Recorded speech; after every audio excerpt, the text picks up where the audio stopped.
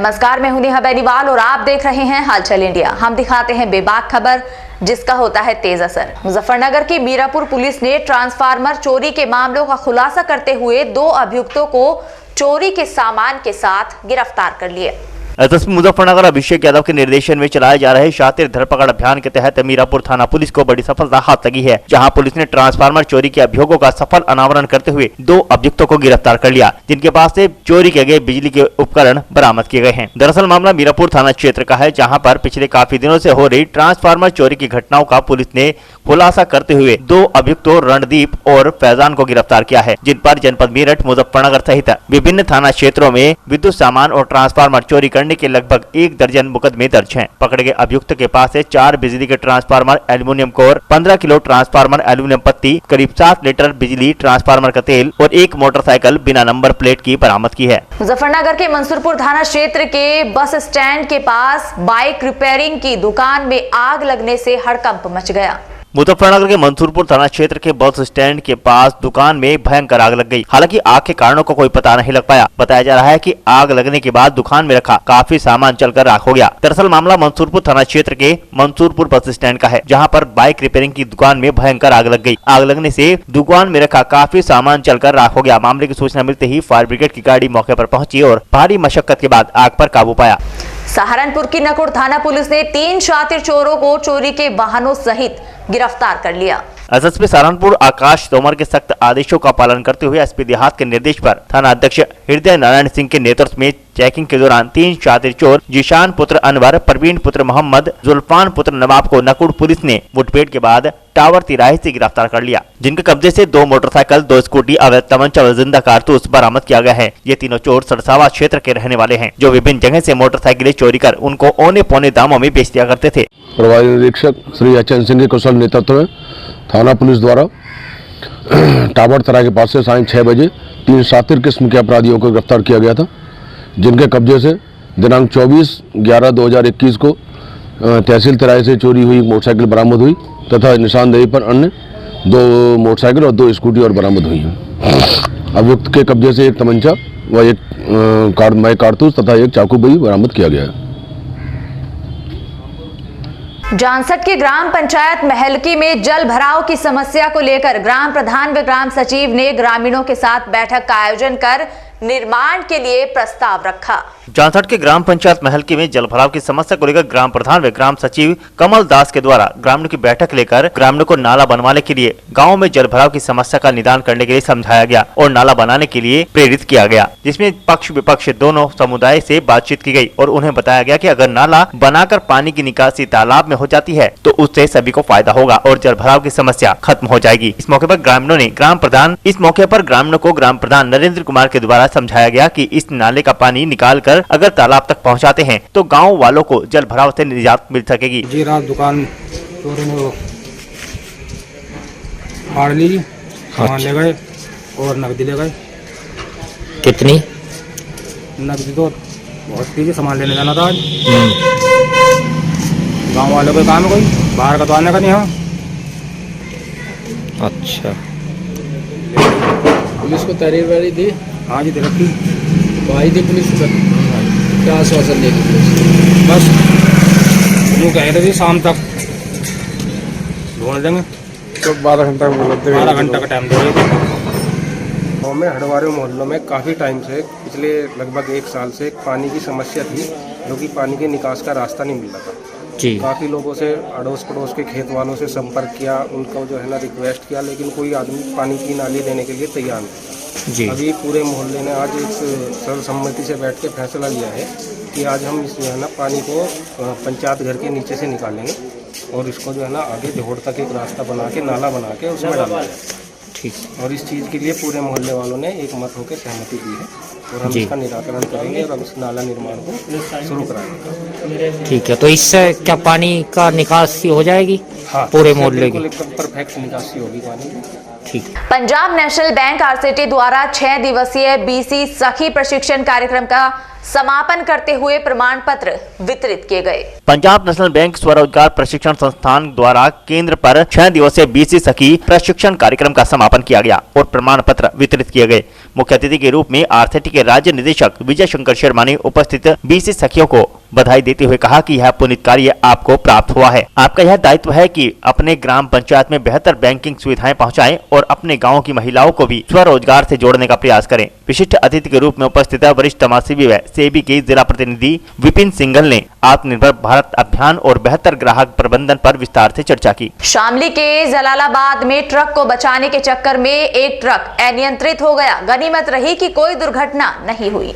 शामली के कस्बा जलालाबाद में निर्माणाधीन दिल्ली यमुनोत्री हाईवे पर तालाब के निकट हाईवे अथॉरिटी निर्माण कंपनी ने कोई बैरिकेडिंग नहीं लगा रखा है। यहाँ पर बनाए गए कट पर ब्रेकर भी नहीं लगाए गए और न ही कोई संकेत बोर्ड लगाया गया। इसके कारण से सहारनपुर दिशा की ओर से आने वाला वाहन व शामली से सहारनपुर की ओर जाने वाला वाहन मुड़ने के लिए दूसरे वाहन से टकरा रहे हैं। कई दुर्घटनाएं हो चुकी हैं। सोमवार सुबह भी गांव बुढ़ीना कला के भट्टे से देहरादून ईंट लेकर जा रहा ट्रक कस्बे के तालाब के निकट हाईवे पर पहुंचा तो कट से सहारनपुर जाने के लिए मुड़कर जाने वाली कार को बचाने के चक्कर में अनियंत्रित होकर हाईवे के किनारे पर खाई में गिरने से बाल बाल बच गया। खाई के निकट लोहे के बिना तार के खंभों में ट्रक को सपोर्ट आ गई। इसके कारण से ट्रक दुर्घटनाग्रस्त होने से बाल बाल बचा। खंभे की सपोर्ट ना होती तो वह गहरी खाई में गिर सकता था और एक बड़ा हादसा हो सकता था। शामली के जंधेड़ी फाटक पर जनसंख्या समाधान यात्रा का स्वागत किया गया।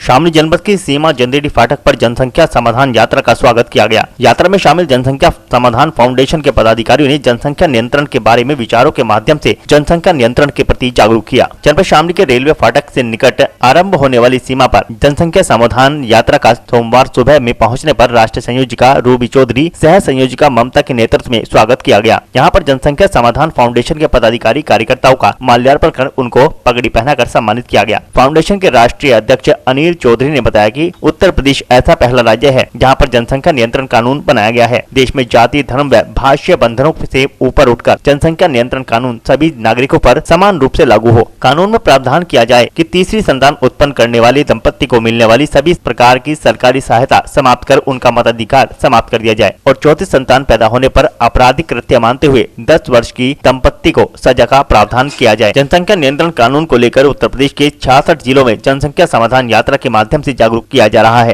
ये उद्देश्य से निकाली जा रही है भारत में जनसंख्या नियंत्रण कानून को लेकर कि 2 बच्चों का कानून बने और 2 बच्चों का कानून बनने के बाद वास्तव में जो देश का विकास है वो विकास हो। इसी को लेकर ये जनसंख्या नियंत्रण कानून की ये नहीं चलेगा कि एक जगह 8 से 10 बच्चे और एक जगह 2 बच्चे। एक देश में एक विधान, एक कानून, 2 बच्चों का कानून बनाने के लिए उसकी मांग को लेकर आज ये जनसंख्या नियंत्रण कानून यात्रा निकाली जाए। शामली की झिंझाना पुलिस ने 2 अभियुक्तों को सैकड़ों नशीली गोलियों के साथ गिरफ्तार कर लिया। शामली जनपद की चौसाना पुलिस द्वारा क्षेत्र में चलाए जा रहे जीरो ड्रग्स अभियान के तहत की गई कार्रवाई के दौरान 2 अभियुक्तों को गिरफ्तार किया गया है, जिनके कब्जे से सैकड़ों नशीली गोलियां बरामद की गई है। आपको बता दें, जनपद शामली की पुलिस अधीक्षक सुकीर्ति माधव के निर्देशानुसार जनपद में चलाए जा रहे जीरो ड्रग्स अभियान के अंतर्गत चौकी प्रभारी समयपाल सिंह अत्री के द्वारा सोमवार देर शाम को चेकिंग के दौरान मुंडेर चौराहा चौसाना से 2 अभियुक्तों गुलफाम पुत्र फरजंदा, जो कि एक चौकी हिस्ट्रीशीटर अपराधी व वारंटी अभियुक्त भी है, जिसके पास से 150 नशीली गोलियां एल्प्रा से भी बरामद हुई। वहीं दूसरा अभियुक्त अबूजर पुत्र तुराब अली निवासी चौसाना थाना झिंझाना जनपद शामली, जिसके पास से 140 नशीली गोलियां एल्प्रा सेफ की बरामद हुई। पुलिस ने दोनों अभियुक्तों को गिरफ्तार कर जेल भेज दिया है। और फिलहाल वक्त हो चला है फटाफट खबरों का।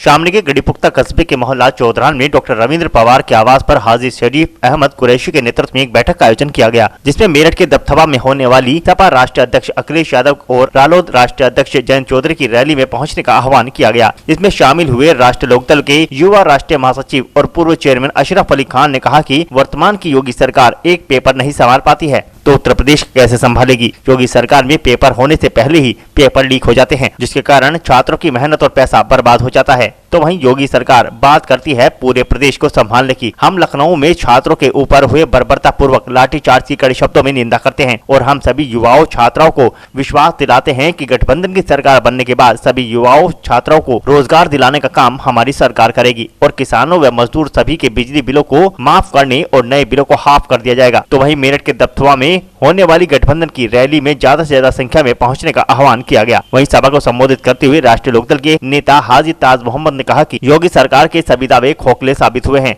वर्तमान की योगी और मोदी सरकार सिवाय झूठ बोलने के और कुछ नहीं करती। इस दौरान डॉक्टर रविंद्र पवार, हाजी शफीक अहमद, समाजसेवी रण कुमार, ताज मोहम्मद, सलीम प्रधान, राज सिंह सैनी, सपा नगर अध्यक्ष मुस्तकीम सैयद आदि कार्यकर्ता मौजूद रहे। प्रोग्राम में जो है हमारे रविंदर भाई और गड़े पुख्ता के हमारे सभी लोगों ने आज ये प्रोग्राम किया था। और प्रोग्राम तो अब क्योंकि इलेक्शन करीब लग रहा है और प्रोग्राम अब हमारे जो है धीरे धीरे चलने। आपने देखा कि आज कितना हमारे बुजुर्ग, हमारे बड़े, और इस प्रोग्राम में सभी हमारे दलित समाज से लोग थे, अति पिछड़े थे, किसान थे, गरीब थे, हमारे नौजवान थे, सब यहाँ इकट्ठे हुए हैं। और प्रोग्राम अब इलेक्शन का टाइम है, अब तो प्रोग्राम आप देखना कितने बड़ी बड़ी रैलियाँ हो रही हैं। और ये तो हम जो है छोटे छोटे से कार्यकर्ता लोकदल के घूम रहे हैं और उसमें देखें हमारे कितना सुनने के लिए मोहब्बत में, चौधरी साहब की मोहब्बत में, हमारे नेता माननीय जयंत चौधरी जी की मोहब्बत में सब यहाँ इकट्ठा होने हमें बड़ी खुशी है। और हमें अपनी बात कहने का मौका मिल रहा है और लोग बात समझ भी रहे हैं, भाजपा को समझ गए हैं। बहुत लंबा पीरियड उनका देख लिया, 2014 से 2021 आज हो गया है। 7 साल से लोगों की केंद्र में सरकार है, 5 साल यूपी में हो गए हैं। जो हालात यहाँ हैं वो आप लोग देख रहे हैं और उसी को देख के जनता एक मंच पे गठबंधन के साथ हमारे साथ है, हमारे नेताओं के साथ। कल जो गठबंधन की रैली होने वाली है मेरठ के अंदर, दोनों पार्टियों की गठबंधन की रैली, तो कितनी संख्या में लोगों की? वहाँ लाखों की संख्या में दबथुआ में, क्योंकि जहाँ हमने पहले प्रोग्राम वहाँ किया हुआ था उसमें वो जगह कम पाई गई। डीएम और एसपी ने कह दिया कि यहाँ रैली नहीं हो सकती, लोग बाग बहुत आएंगे, बहुत बड़ी रैली होने जा रही है, लाखों की तादाद में वहाँ लोग जुड़ेंगे और बहुत बड़ा मैदान है, बड़ा अच्छा इंतज़ाम है। और हमारी मुझे उम्मीद है हमारे दोनों नेताओं की पहले गठबंधन की ये संयुक्त रैली है, ऐतिहासिक रैली, ये जो है उत्तर प्रदेश में कल होगी। तो सर जैसे मतलब रैलियाँ हो रही हैं तो ये तो जाहिर सी बात है कि चुनाव को लेकर के रैलियाँ हो रही हैं, कितनी पार्टियों के साथ महागठबंधन होगा? देखें ये हमारे हाईकमान का मामला है। अभी तो आप देख रहे हैं, मीडिया में पढ़ रहे हैं कि भाई हमारा राष्ट्रीय लोकदल का और समाजवादी का गठबंधन हुआ है और इस गठबंधन में कौन कौन नए लोग जुड़ेंगे वो हमारे नेताओं की जो है बात चल रही है। मतलब कोई इससे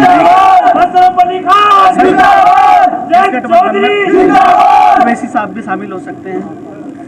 नहीं, हमें नहीं लगता कि वो गठबंधन में शामिल होंगे। वो खुद भी कह रहे हैं कि हम 100 सीटों पे लड़ेंगे और हमें नहीं लगता कि हमारे गठबंधन में वो शामिल होंगे या कोई बात चल रही है। ऐसा कोई हमने कहीं पढ़ा नहीं, ना हमारे नेताओं के उससे हमें मतलब ये बात।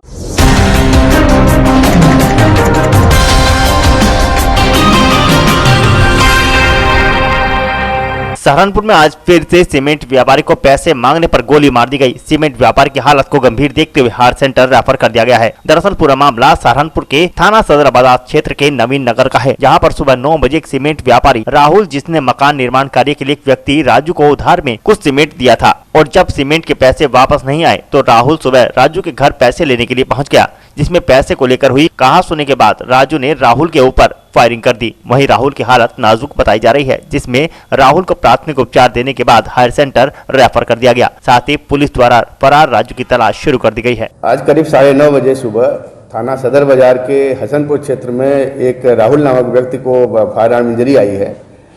राहुल का कहना है, राहुल की हालत ठीक है। राहुल का कहना है कि वह सीमेंट की दुकान करता है और अपने सीमेंट के उधारी का पैसा मांगने जब वह राजू के पास गया, राजू ने उसके ऊपर फायर कर दिया। जो इंजर्ड है राहुल को छर्रे लगे हैं, उसकी हालत ठीक है। वो उस इलाज के लिए वो हायर सेंटर रेफर किया गया, देहरादून गया है। राजू की गिरफ्तारी का प्रयास किया जा रहा है।